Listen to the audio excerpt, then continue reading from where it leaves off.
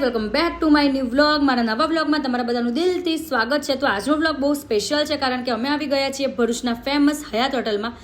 તો અમે અંદર એન્ટ્રી લઈ લીધી છે અને અમે પહોંચી ગયા રાઈટ સાઈડ અને પછી ખબર પડી કે એક્ઝિબિશન અહીંયા નથી, એક્ઝિબિશન બીજી સાઈડ છે. તો બેઝિકલી અમે રોંગ એન્ટ્રી લઈને વીઆઈપી ફીલ લઈ લીધું અને પછી અમે પહોંચી ગયા પરફેક્ટ અમારા એક્ઝિબિશનના લોકેશન ઉપર. તો જોવો આપણે અંદર અહીંયા એન્ટ્રી લઈએ અને જોઈએ કે અહીંયા કેવું કલેક્શન છે, કેટલું સારું છે, કેટલું ખરાબ છે, બધું અંદર જઈએ તો જ ખબર પડશે. તો ઓ માય ગોડ, અંદર કલેક્શન તો જુઓ કેટલું બધું છે. અહીંયા પર્સ તો તમે જુઓ, આટલા બધા પર્સ છે કે એવું લાગે છે કે એક નહીં આખી શોપ જ લઈ લઈએ. અહીંયા કપડાનું કલેક્શન પણ નેક્સ્ટ લેવલ છે. એટલા બધા ઓપ્શન્સ છે કે લાગે છે કે શોપિંગ નહીં, એક્ઝામ આપી રહ્યા છીએ. કલેક્શન બધું જ સારું હતું અને અમારી દાનત તો પર્સમાં જ હતી કે કયું પર્સ લઈએ, પણ પછી એવું થયું કે આટલા બધા પર્સ છે તો ભેગા કરીને શું કરવાના. એટલે પછી હીરુબેનને લઈને હું પાછી બધું જોવા માંડી અને અમારે મેઇન લેવાતા શૂઝ, એટલે અમે શૂઝનું સેક્શન શોધતા હતા. એટલામાં પહોંચી ગયા શૂઝ માટે અમને મળી ગયું અને એક સાઈડમાં શૂઝ મને તો એટલા બધા ગમી ગયા છે, પણ વોલેટ ઓલરેડી પેનિક મોડમાં છે કે હવે બસ કરતું, તારી પાસે ઓલરેડી ઘણા બધા છે તો પણ મેં શૂઝ લીધા તો છે જ.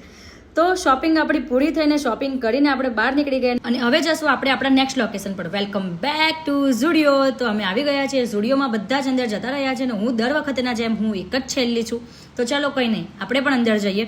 અંદર જતાની સાથે જ અહીંયા તો કપડાનો દરિયો છે, એટલા બધા ઓપ્શન્સ છે કે બ્રેન હેંગ થઈ જાય છે. પણ સમહાવ અમે 2-3 આઉટફિટ સિલેક્ટ કરી લીધા છે. હવે ટાઈમ છે બિગેસ્ટ ચેલેન્જનો, ટ્રાયલ રૂમનો. મેં આટલા બધા આઉટફિટ ટ્રાય કરવા માટે લઈ લીધા છે, પણ ઓ ગાઈઝ, અહીં તો ટ્રાયલ રૂમ આગળ એવી ભીડ છે ને લાગે છે કે કપડાં ટ્રાય નથી કરતા, એન્ટ્રી માટે ઇન્ટરવ્યૂ લે છે. કોઈ લાઇનમાં છે તો કોઈ લાઇનમાં હોવાનું એક્ટિંગ કરે છે એવું લાગે છે અને કોઈ તો બસ બહાર ઉભું રહીને વિચારે છે કે અંદર જાઉં કે ના જાઉં. તો મીન ટાઈમ હું થોડા ઇયરિંગ્સ અને એક્સરસાઇઝ જોવા લાગી, પણ ઓનેસ્ટલી કહું તો બધું ઠીકઠાક જ લાગ્યું. એવું OMG લઈ જ લઈએ એવું ફીલ ના આવ્યું, પણ ફાઇનલી મારો વારો આવી ગયો. તો ફર્સ્ટ મેં ટ્રાય કર્યું આ વ્હાઇટ કલરનું આઉટફિટ. સિમ્પલ, ક્લીન અને ક્લાસી વાઇબ આપે છે. મને તો બહુ જ ગમ્યું અને વાહ, ધવલની ચોઇસ શું જબરજસ્ત છે. સેકન્ડ આઉટફિટ આ જીન્સવાળું casual look, perfect daily wear vibes. આ પણ મને થોડું ઠીકઠાક લાગ્યું. પેન્ટ સારું છે પણ ઉપરનું મને થોડું અનકમ્ફર્ટેબલ છે, તો આપણે આ કેન્સલ રાખીશું. અને થર્ડ આઉટફિટ ટ્રાય કર્યું આ કોલરવાળી ટી શર્ટ સાથે પેન્ટ, થોડું સ્માર્ટ, થોડું સ્ટાઇલિશ. તો ગાઈસ, તમને કયું આઉટફિટ ગમ્યું એ મને કોમેન્ટમાં જરૂર કહેજો. તો ચાલો, આ બધા જ આઉટફિટ હવે આપણે કયું લેશું એ ડિસિઝન લેશે ધવલ.